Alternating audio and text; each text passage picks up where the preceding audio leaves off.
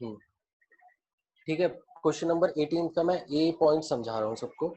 तो स्टॉक हमारे पास था 24,000 का, ठीक है, टोटल स्टॉक 24,000 का है। अब पढ़ते हैं, रमेश ने क्या किया, 50% ऑफ द स्टॉक वो टेक ओवर करके ले गया। तो मुझे बताओ, इसके दो पार्ट्स कर लो ना, एक 50% कर लो और दूसरा 50% कर लो। तो 12,000 का स्टॉक यहाँ पर आ गया और 12,000 का यहाँ पर आ गया। सर स्टॉक 12,000 24,000 का है। एक मिनट, सॉरी मैंने गलत क्वेश्चन कर लिया। चलो ए पार्ट की बात कर रहे हैं हम, क्वेश्चन नंबर 18 में। इसमें जो स्टॉक है हमारा वो 1,30,000 है, ठीक है। स्टॉक हमारे पास 1,30,000 है, ठीक है। तो 50% रमेश लेकर जा रहा है, तो 50% में डिवाइड कर लो इसको, दो पार्ट्स में डिवाइड कर लो 50-50 में। तो ये हो गया 65,000 और ये भी 65,000 हो गया, ठीक है। तो हमने स्टॉक को दो पार्ट्स में डिवाइड कर लिया। अब पढ़ते हैं point number A. Ramesh took over 50% of stock, यानी ये वाला पार्ट या ये वाला पार्ट, कोई भी रमेश लेकर चला जाएगा, दोनों सेम पार्ट है। तो मान लेते हैं कि इसको रमेश लेकर जा रहा है। रमेश लेकर गया है 50% of the stock eight 10,000 less than book value, यानी इस पार्ट को वो 10% कम कीमत पर लेकर गया है। तो इसका मतलब कितने में लेकर गया है, 55,000 में लेकर गया है, yes. ठीक है। इसकी एंट्री क्या होगी, इसकी एंट्री होगी Ramesh debit to realisation account 55,000, ठीक है। तो मुझे बताओ, आधा स्टॉक खत्म हो गया, कितना बचा स्टॉक, 65,000 का स्टॉक अभी हमारे पास बचा हुआ है, हाफ ही तो लेकर गया है ना वो। तो 65 का हाफ, अभी 65 का बचा हुआ है। अब पढ़ते हैं द रिमेनिंग स्टॉक, ये कौन सा है, ये रिमेनिंग स्टॉक है, was sold at a loss of ₹15,000। ये जो बचा हुआ स्टॉक था, इसको हमने 15,000 के घाटे से बेच दिया। तो कितने में बिका, 50,000 हाँ ये 50,000 में बिका। इसकी एंट्री क्या होगी, इसकी एंट्री होगी कैश और bank account debit to realisation account 50,000। इसको रमेश लेके गया, इसलिए पैसा हमारे पास नहीं आया, तो हमने रमेश की कैपिटल में से काट लिया डेबिट करके। यहाँ पर हमारे पास पैसा आया है, इसलिए हमने बैंक को डेबिट कर दिया। तो ये था हमारा पॉइंट नंबर ए। सबको समझ में आया ये point? yes sir. Sir yes sir. कल के क्वेश्चन 19 में एक पॉइंट में डाउट था सर, मतलब सर आपने बोला था कि हाँ वो पॉइंट मैं समझाऊंगा। Asset taken over bye liability की कोई एंट्री नहीं होती, यस है ना हाँ। सर। तो उसमें सर हम लोग को इस क्वेश्चन में 3,000 का प्रॉफिट हो रहा था अपनी एसेट बेच के, या कुछ ऐसे ही था। एक सेकंड, ये रहा, हाँ सर बी पॉइंट, वो डेटर्स हाँ वाला मैं जो था, समझ गया बेटा तुम क्या कह रहे हो, है ना। तो मैं सर समझ उसमें गया। एक तो जो मैं सोचता हूँ कि मैं 5-6 क्वेश्चन कराने के बाद इस पॉइंट को रेज करूंगा, वो तुम मुझसे पहले ही पूछ लेते।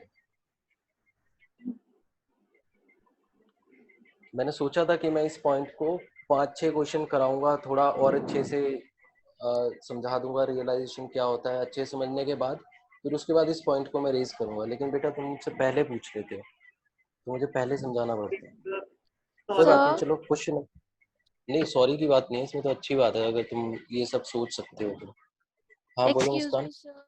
सर क्वेश्चन नंबर 18 में जैसे रमेश करंट अकाउंट और उमेश वाला दे रखा है, वो आएगा? बेटा मतलब हम इसमें होगा लिखेंगे क्या, उसको? इसके अंदर ये रियलाइजेशन में नहीं आएगा, क्योंकि ये कैपिटल अकाउंट ही तो होता है एक तरह का। जो ओके सर। करंट अकाउंट होता है वो भी कैपिटल को ही रिप्रेजेंट करता है, बस वो यस सर। फ्लक्चुएटिंग होता है, चेंज होता रहता है। तो कैपिटल अकाउंट हम कभी भी ट्रांसफर नहीं करते हैं।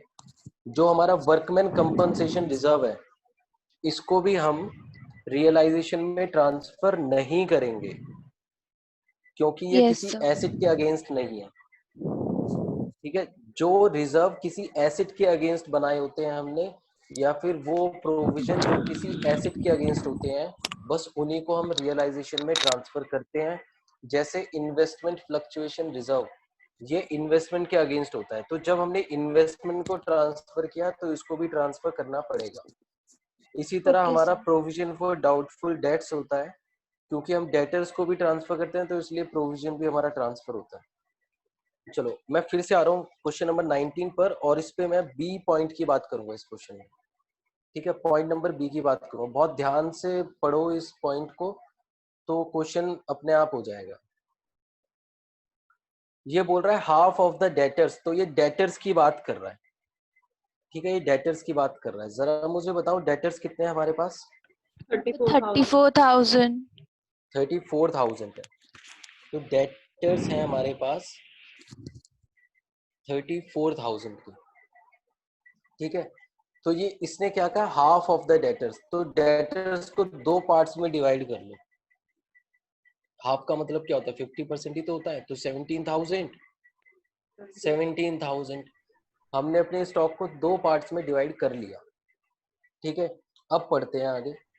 तो रमेश ने क्या कहा गया, हाँ, half of the debtors realised 12,000, यानी ये जो 17,000 के डेटर्स है, कोई किसी भी पार्ट को बेच दो, दोनों सेम है, तो इस पार्ट को मैं बेच रहा हूँ, तो ये मैंने जैसे ही हाफ वाला पार्ट बेचा 17,000 वाला, तो इससे मेरे पास कितने पैसे आए, 12,000।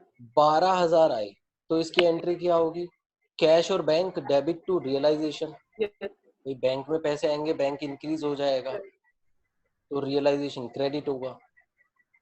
ठीक है, इसमें बस ये याद रखो कि बैंक डेबिट होगा या क्रेडिट होगा, बैंक को वो कर दो और बाकी अपोजिट में रियलाइजेशन को डाल दो। इस तरह से ये एंट्रीज बच्चे याद करते हैं। अब बचा हुआ कौन सा पार्ट है, ये रिमेनिंग पार्ट है, बचा हुआ half part. Remaining debtors were used to pay off 25% of the creditors, यानी ये 17,000 के डेटर्स हमने अपनी लाइबिलिटी को दे दिए। ठीक है, लाइबिलिटीज को दे दी, किसको दे दिया हमने, ये क्रेडिटर्स को दे दिए। अब क्वेश्चन आता है कि कितने रुपए के क्रेडिटर्स को हमने 17,000 रुपए वाले डेटर्स दे दिए। तो 25% ऑफ क्रेडिटर्स बोल रहे हैं, तो 25% ऑफ क्रेडिटर्स कितना हो गया हमारा, 20,000 हो गया। यानी 20,000 वाले क्रेडिटर्स को हमने 17,000 के डेटर्स दे दिए। तो ये पॉइंट क्या हुआ, इस पॉइंट का मतलब हुआ asset taken over by partner, नहीं बाय लाइबिलिटी। ठीक है, हमारी एक लाइबिलिटी एक एसेट को लेकर चली गई, इसलिए हम इसकी कोई भी एंट्री नहीं करते हैं। ठीक है, चाहे लाइबिलिटी और एसेट का अमाउंट अलग अलग है, हम तो भी इसकी कोई भी एंट्री नहीं करेंगे। ठीक है, यस। अगर हमारी लाइबिलिटी 1,000 रुपए की भी होती है और हम उसको 17,000 के डेटर्स दे देते, तो भी हम इसकी कोई भी एंट्री पास नहीं करते, क्योंकि ये जो 3,000 का हमें प्रॉफिट हो रहा है, इसका इम्पैक्ट अपने आप चला जाता है रियलाइजेशन में। चलो समझते हैं कैसे चलाया जाता है, समझ लेते हैं कैसे चलाया जाता है। ठीक है, बहुत ध्यान से देखना, उम्मीद करता हूँ कि समझ जाओ। मान लेते हैं ये रियलाइजेशन अकाउंट है, तो मुझे बताओ डेटर्स कहाँ पर शो हो रहे होंगे, डेटर्स यहाँ पर शो हो रहे होंगे ना, यस सर। 17,000 के, ये तो ओके। चलेगा। 17,000 के यहाँ शो हो रहे होंगे। ठीक है, और क्रेडिटर्स यहाँ पर शो हो रहे होंगे 20,000 वाले। Yes sir. तो अगर मैं कोई एंट्री नहीं करूंगा तो 3,000 का प्रॉफिट ही तो आएगा मेरा। यस सर, बट सर इस पर्टिकुलर पॉइंट की asset taken over bye liability, फिर इसकी एक्चुअल एंट्री क्या होती, अगर अमाउंट ही अलग है तो इसकी एक्चुअल एंट्री क्या होती सर? बेटा देखो, इसकी एक्चुअल एंट्री होती है रियलाइजेशन टू रियलाइजेशन, ये इसकी एंट्री बनती। ठीक है, ओके। ये हाँ इसकी सर। एंट्री होती। तो रियलाइजेशन से रियलाइजेशन कट जाता, इसलिए हम इसकी नो एंट्री करते हैं। ओके सर, देखो ठीक है, आ गया बैंक सर। में पैसा तो आया नहीं, तो डेबिट हाँ में भी रियलाइजेशन नहीं होता और क्रेडिट में भी रियलाइजेशन नहीं होता। ठीक है सर। ठीक है, और ये 3,000 का प्रॉफिट अपने आप देखो हमारी क्रेडिट साइड बढ़ गई ना, क्रेडिट साइड हाँ बढ़ने का सर, मतलब क्या होता है कि हमें प्रॉफिट हो गया, प्रॉफिट हो तो गया। 3,000 का प्रॉफिट अपने आप एडजस्ट हो जाता है। ठीक है सर। तो हमने क्या चीज सीखी, हमने कहा कि अगर कोई भी एसेट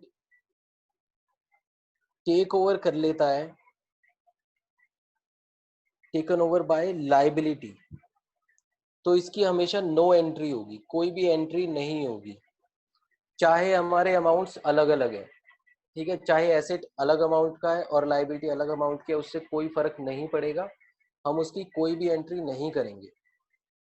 ठीक है, और मैं इसके साइड में लिख देता हूं, चाहे वो एसेट अनरिकॉर्डेड ही क्यों ना हो।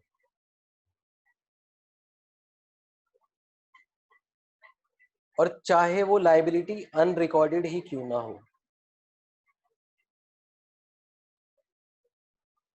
ठीक है, चाहे हमारा एसेट अनरिकॉर्डेड था या फिर लाइबिलिटी अनरिकॉर्डेड थी, कभी भी इसकी एंट्री नहीं होगी। ठीक है, मैं इसमें एग्जांपल्स देख लेते हैं एक बार। हमने माना कि हमारा एसेट था और इसको टेक ओवर किया लाइबिलिटी ने, तो क्या इसकी एंट्री होगी? नो। No sir. हमारे पास एक अनरिकॉर्डेड एसेट था और इसको टेक ओवर किया लाइबिलिटी ने, लाइबिलिटी क्या है? रिकॉर्डेड है, क्या इसकी एंट्री होगी? नहीं नो होगी। सर। हमारे पास एक एसेट था और इसको अनरिकॉर्डेड लाइबिलिटी ने टेक ओवर किया, क्या इसकी नहीं एंट्री होगी? No sir. नहीं होगी। हमारे पास एक अनरिकॉर्डेड एसेट था और इसको अनरिकॉर्डेड लाइबिलिटी ने टेक ओवर कर लिया, क्या इसकी एंट्री होगी? नहीं नो होगी। सर। यानी किसी भी तरह का हमारा एसेट है और उसको किसी भी तरह की लाइबिलिटी टेक ओवर कर लेती है, तो उसकी हम कोई भी एंट्री नहीं करेंगे। ठीक है, लेकिन अगर पार्टनर्स इसको टेक ओवर करते, चाहे एसेट को टेक ओवर करते या फिर लाइबिलिटी को टेक ओवर करते, हम उसकी एंट्री करते ही करते। ठीक है, तो ये यस। पॉइंट सबको समझ में आया? किसी को कोई डाउट इसमें? आगे सर। यस आगे। आ गया सर। ठीक है, तो चलो तो मैं एक्सपेक्ट कर रहा हूँ कि सभी बच्चों ने क्वेश्चन नंबर 18 होमवर्क में किया होगा, और जिन्होंने फर्स्ट क्लास नहीं ली थी इस चैप्टर की, उन्होंने उसकी रिकॉर्डिंग भी देखी होगी और कुछ समझ में आया होगा। अगर किसी को अभी भी कोई डाउट है तो मुझे बता सकते हो, मैं उसको समझा दूंगा। हम करते हैं स्टार्ट क्वेश्चन नंबर 20। अपने डाउट शेयर करने में बेटा बिल्कुल भी हेजिटेट मत हुआ करो। ठीक है, अगर एक क्लास मिस भी हो गई है और रिकॉर्डिंग से समझ में नहीं आई है तो मुझे बता सकते हो। आगे चलते हैं, क्वेश्चन नंबर 20 की मैं बात कर रहा हूँ। क्वेश्चन नंबर 20 हमें दिया हुआ है और इसके अंदर हमें करना क्या है, हमें इसके अंदर रियलाइजेशन अकाउंट बनाना है। ठीक है, रियलाइजेशन अकाउंट हमें ड्राफ्ट करना है। तो चलो स्टार्ट करते हैं। सबसे पहले क्या करेंगे हम, बोलो। सर एसेट्स और लायबिलिटीज को एज इट इज ट्रांसफर करेंगे रियलाइजेशन में। हाँ, एसेट्स और लाइबिलिटीज को हम ट्रांसफर कर देंगे अपने रियलाइजेशन अकाउंट में। ठीक है, कौन कौन से एसेट्स को हम ट्रांसफर नहीं करते हैं? कैश, बैंक, फिक्टिशियस और कौन कौन सी लाइबिलिटी को हम ट्रांसफर नहीं करते हैं? Capital, partners partners loan, loan. Reserves और कैपिटल। हाँ, और बोलो, और किसको ट्रांसफर नहीं करते हैं, कौन सी लाइबिलिटी को? तो पार्टनर्स लोन, कैपिटल और रिजर्व। हाँ, रिजर्व एंड सरप्लस। तो जितने भी हमारे रिजर्व सरप्लस हैं या फिर पार्टनर ने लोन दिया हुआ है फर्म को, तो उसको हम कभी भी ट्रांसफर नहीं करेंगे।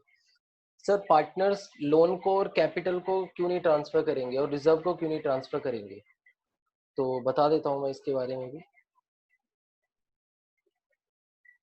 तो बेटा, जो पार्टनर्स कैपिटल अकाउंट है इनको हम अलग से मेंटेन करेंगे। ठीक है, और रिजर्व कहाँ पर चला जाएगा? बढ़ जाएगा पार्टनर्स कैपिटल अकाउंट में, तो रिजर्व तो खत्म हो जाएगा।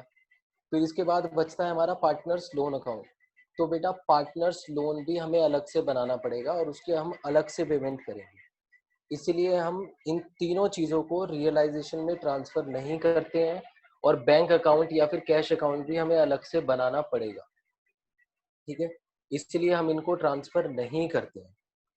समझ में आया? Yes sir. चलो वापस आते हैं अपने क्वेश्चन नंबर 20 पे। तो सबसे पहले हम एसेट्स को ट्रांसफर कर लेते हैं। तो कौन कौन से एसेट है हमारे पास?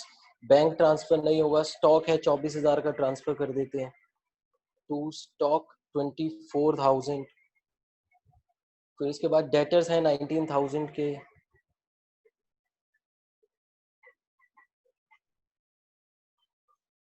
फिर फर्नीचर है 40,000 का।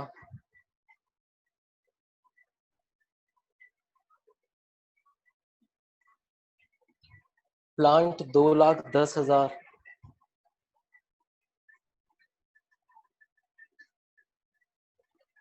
फिर इसके बाद इन्वेस्टमेंट है 32,000।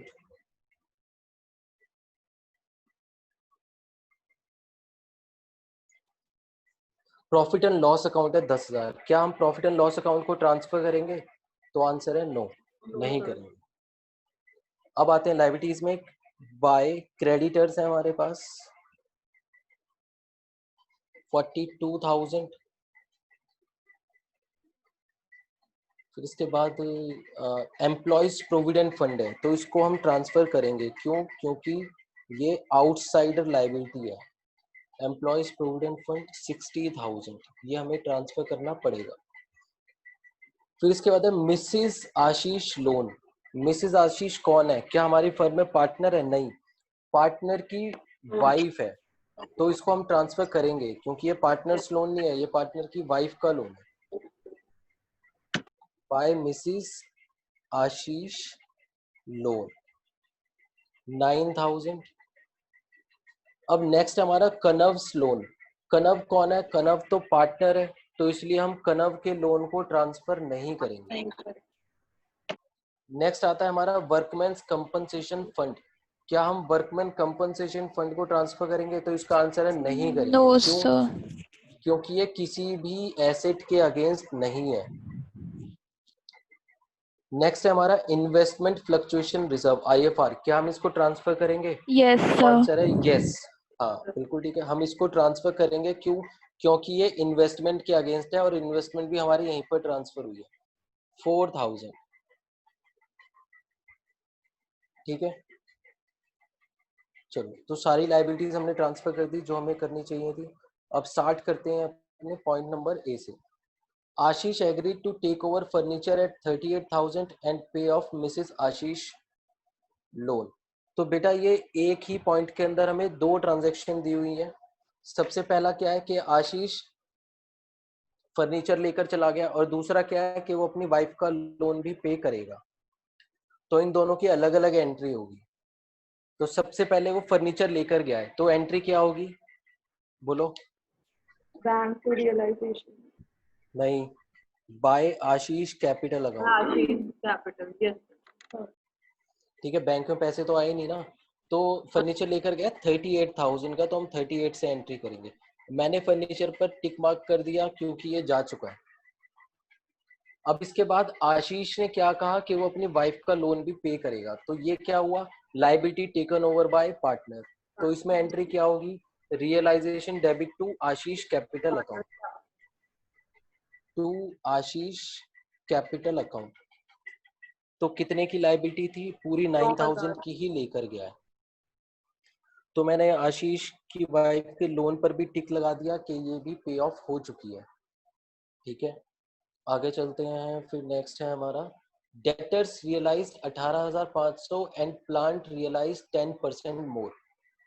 तो डेटर्स से हमारे पास बाय बैंक अकाउंट 18,500 आए हैं, ये हमारा डेटर्स है, तो मैंने डेटर्स पे भी टिक लगा दिया। ठीक है, फिर इसके बाद प्लांट जो हमने बेचा उसकी भी एंट्री बाय बैंक की होगी। कितने का बिका प्लांट? 10% ज्यादा वैल्यू पर बिका, यानी 2,31,000 का बिका है वो। मैंने इस पर भी टिक लगा दिया कि प्लांट भी जा चुका है। ठीक है, और देखते हैं point number C. Kanav took over 40% of the stock at 20% less than the book value. तो अब ये 40% स्टॉक की बात कर रहा है। ठीक है, 40% स्टॉक की बात कर रहा है, तो मैं क्या करूंगा? वर्किंग नोट्स में जाऊंगा, वर्किंग नोट्स में जाऊंगा और स्टॉक को डिवाइड कर दूंगा दो पार्ट्स में। स्टॉक कितने का है हमारे पास? स्टॉक है हमारे पास 24,000 का। ठीक है, ये 40% स्टॉक की बात कर रहा है, तो मैं स्टॉक को दो पार्ट्स में डिवाइड कर रहा हूँ, 40% एंड 60%। 24,000 का 40% कितना हुआ? 9,600। और 60% कितना हुआ? 14,400। मैंने स्टॉक को दो पार्ट्स में डिवाइड कर दिया।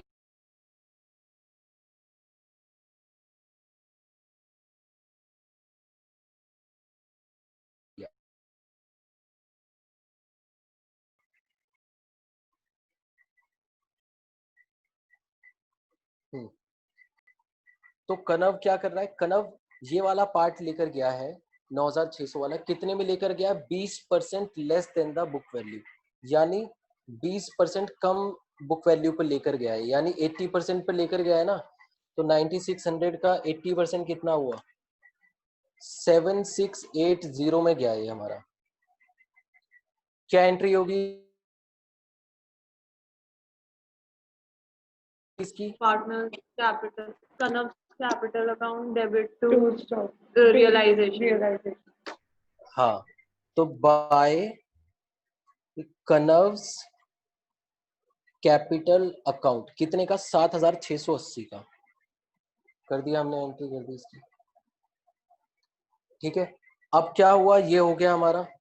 अब कितने का स्टॉक बचा, अब 14400 का स्टॉक अभी बचा हुआ है, इसके बारे में पढ़ लेते हैं। Remaining stock was sold at a gain of 10%। तो ये जो बिका है ये 10% गेन पर बिका है। तो कितने का बिका है, 14400 इंटू 110%, तो ये 15840 का बिका है। इसकी एंट्री क्या होगी, इसकी एंट्री होगी बैंक अकाउंट टू रियलाइजेशन, पैसे आए हैं इसके बदले हमारे पास, बाय बैंक अकाउंट 15840। बोलो बेटा, समझ में आया या इसको फिर से समझाऊं, आ गया सर। बाकी सबको। Yes sir.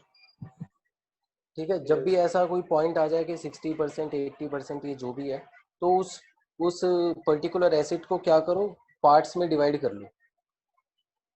ठीक है, आगे चलते हैं। अब आते हैं पॉइंट नंबर डी पर, trade creditors took over investment in full settlement. तो क्रेडिटर्स क्या किया, क्रेडिटर्स ने इन्वेस्टमेंट को लेकर चले गए। स्टॉक पे टिक लगा देता हूँ। अब जब क्रेडिटर्स हमारे इन्वेस्टमेंट को लेकर गए हैं तो क्या हम इसकी एंट्री करेंगे, इसकी कोई भी एंट्री नहीं होगी। ठीक है, तो इन्वेस्टमेंट भी चली गई और क्रेडिटर्स भी चले गए। ठीक है, चलो आगे चलते हैं। अब आते हैं पॉइंट नंबर ई पर, Kanav agreed to take over the responsibility of completing dissolution at an agreed remuneration of 12000 and to bear realisation expenses. ठीक है, अब पॉइंट नंबर ई हमें क्या कह रहा है कि जो कनव है, डिसोल्यूशन का काम कौन कर रहा है, डिसोल्यूशन का मतलब ये सब खरीदने बेचने का पेमेंट का काम कौन कर रहा है, ये कनव कर रहा है। और कनव को उसके लिए क्या मिल रहा है, कनव को उसके लिए कमीशन मिल रहा है। कितना मिलेगा, 12000। और कनव ने इसमें एक प्रॉमिस और किया है, क्या प्रॉमिस किया है कि जो भी इनको खरीदने बेचने पे खर्चे होंगे वो कनव अपनी जेब से पे करेगा, यानी फर्म से वो पैसे नहीं लेगा। ठीक है, तो एक्चुअल खर्चा कितना हुआ, एक्चुअल जो एक्सपेंस हुए वो हुए 8000, एक्चुअल एक्सपेंस ये हुए 8000। ठीक है, मुझे बताओ फर्म की जेब से कितने पैसे गए, 4000।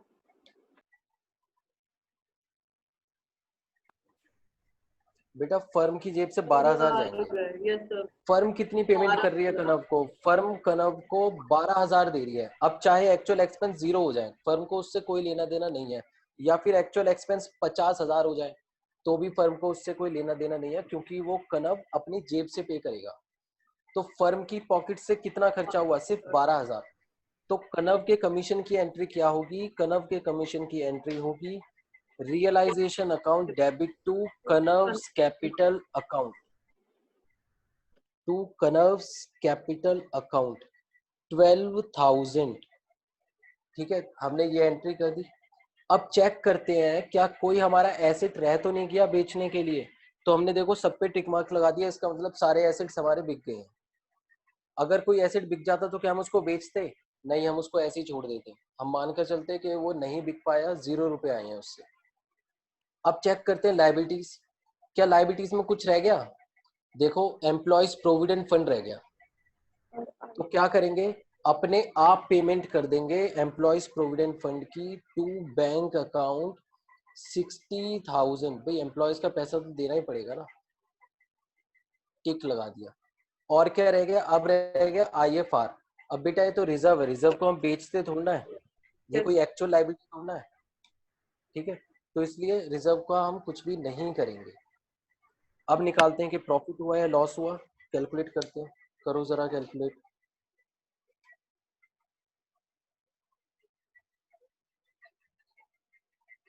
लायबिलिटी साइड का टोटल करते हैं, मेरे ख्याल से प्रॉफिट ही होना चाहिए। 42,000 प्लस 60,000 प्लस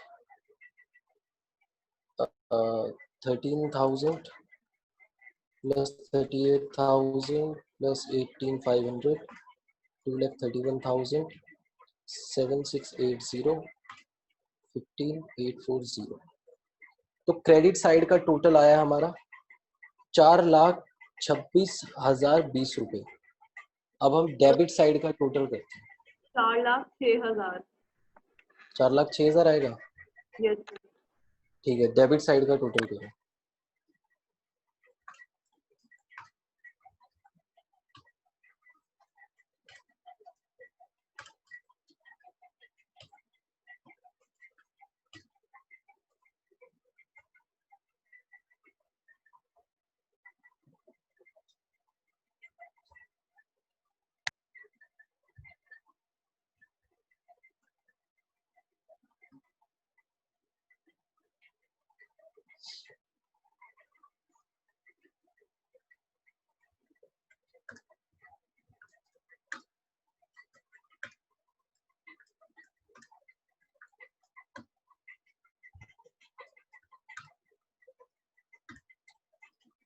तो डेबिट साइड का टोटल आया 4,06,000।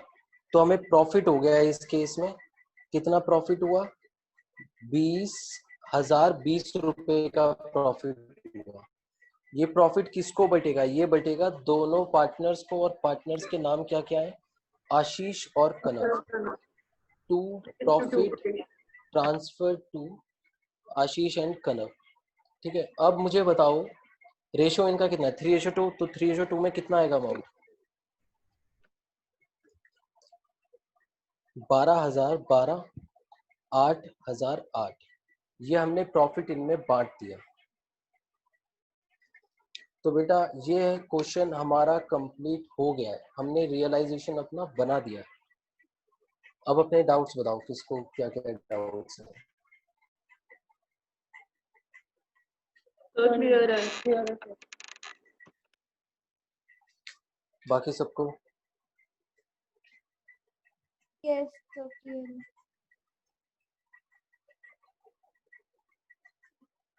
अनिरुद्ध, कृष्णा, मनप्रीत, मुस्कान, संस्कार, आदिति। यस सर क्लियर है। यस सर क्लियर है। क्लियर है सर।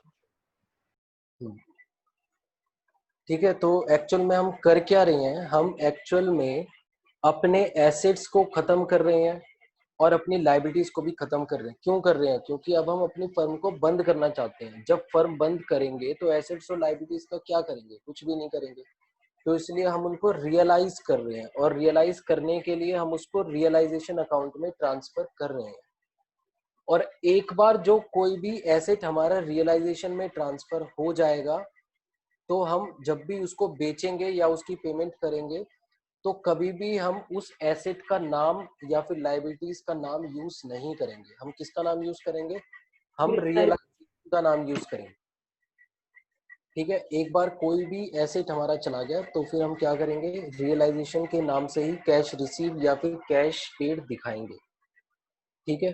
क्यों ऐसा करेंगे, क्योंकि एसेट क्लोज हो चुका है एक बार ट्रांसफर होने के बाद, और लायबिलिटीज भी क्लोज हो चुकी है। अगर हमने फिर से उनका नाम यूज किया तो उनका अकाउंट रीओपन हो जाएगा, और रीओपन होने की वजह से हमारी बैलेंस शीट जीरो नहीं हो पाएगी, ठीक है। तो चलो आज के लिए वैसे हम इतना ही करेंगे।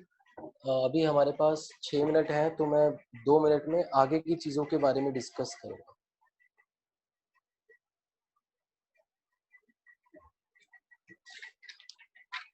बेटा रियलाइजेशन का मैं प्रोसेस बता देता हूँ कि इसमें होता क्या है। सबसे पहले डिसोल्यूशन का प्रोसेस है हमारा ये। सबसे पहले हम क्या करते हैं, रियलाइजेशन अकाउंट बनाते हैं, और रियलाइजेशन अकाउंट का जो भी प्रॉफिट या लॉस होता है हम उसको किस में दे देते हैं, कैपिटल अकाउंट में डाल देते हैं। ठीक है, तो जो भी एसेट्स हमने रियलाइजेशन में ट्रांसफर किए वो क्लोज हो चुके हैं। ठीक है, बचा हुआ जो रिजर्व होता है वो भी इसमें चला जाता है। अगर कोई हमारे पास फिक्टिशियस एसेट है तो वो इसमें क्या हो जाएगा, राइट ऑफ हो जाएगा। ठीक है, अगर हमारे पास कोई प्रॉफिट एंड लॉस का बैलेंस है तो वो भी इसमें ट्रांसफर हो जाएगा। ठीक है, फिर जब लास्ट में सारी एंट्रीज हो जाएंगी कैपिटल में तो क्या करेंगे, कैपिटल अकाउंट भी क्लोज करेंगे। और कैपिटल अकाउंट को क्लोज करने से पहले हम पूरी की पूरी पेमेंट कर देंगे पार्टनर्स को। कैपिटल भी तो जीरो हो जानी चाहिए ना जब फर्म बंद हो रही है तो कैपिटल्स को जीरो करने के लिए हम पूरी की पूरी पेमेंट पार्टनर्स को कर देंगे। ठीक है, तो जब हम पेमेंट करेंगे ना, जब हम कैपिटल को पेमेंट करेंगे तो उसके साथ साथ हम बैंक अकाउंट भी बनाएंगे। तो फॉर एग्जांपल मान लेते हैं कि सारी एंट्रीज करने के बाद ए और बी की कैपिटल आई 5 लाख और 4,50,000। तो हमें कितनी पेमेंट करनी है, 9,50,000 की पेमेंट करनी है। तो बेटा हमारे बैंक में भी इतना ही बैलेंस होगा, ना इससे ज्यादा होगा और ना ही इससे कम होगा। बैंक में बैलेंस हमारा बचा हुआ है 10 लाख, तो 9,50,000 पे कर देंगे तो बाकी 50,000 तो बच जाएगा ना बैंक में, तो वो क्लोज नहीं हो पाएगा। तो इसीलिए लास्ट में क्या होगा, जब हम बैंक अकाउंट बनाएंगे कैपिटल के साथ, जितना कैपिटल को पे करने की जरूरत है उतना ही बैलेंस हमारे बैंक में बचा हुआ होगा। जब क्वेश्चन करेंगे तो ये सारी चीजें बहुत अच्छे से समझ में आ जाएंगी। ठीक है, तो इसके अंदर हम कितने अकाउंट बनाएंगे, हम रियलाइजेशन अकाउंट बनाएंगे, कैपिटल अकाउंट बनाएंगे और बैंक अकाउंट बनाएंगे। प्लस अगर हमारे पास पार्टनर्स लोन भी गिवन है तो हो सकता है उसका अकाउंट भी बनाना पड़े। ठीक है, और ये तभी बनेगा जब क्वेश्चन में गिवन होगा। समझ में आया हम क्या क्या काम करने वाले हैं? Yes sir. तो आज के लिए हम यहीं पर वाइंड अप करेंगे, होमवर्क जरूर मिलेगा। तो होमवर्क में क्या करोगे, होमवर्क में बेटा क्वेश्चन नंबर 21 करोगे और 21 में हमें जर्नल एंट्रीज करनी है और जर्नल एंट्रीज सिर्फ हम रियलाइजेशन वाली करेंगे। ठीक है, अभी तक जो हमने किया वैसे ही करेंगे क्वेश्चन, बस इसमें अकाउंट नहीं बनाएंगे, सिर्फ जनरल एंट्रीज करोगे। ठीक है, फिर मैं सबसे डिस्कस करूंगा इसको। ओके तो आज के लिए हम इतना ही करेंगे। सभी अपना बहुत अच्छे से ख्याल रखो, पढ़ाई करते रहो और लॉकडाउन को भी एंजॉय करते रहो। ठीक है, कल मिलते हैं हम सेम टाइम पे। Okay sir, thank you sir, bye sir. Bye. Thank you sir. Welcome.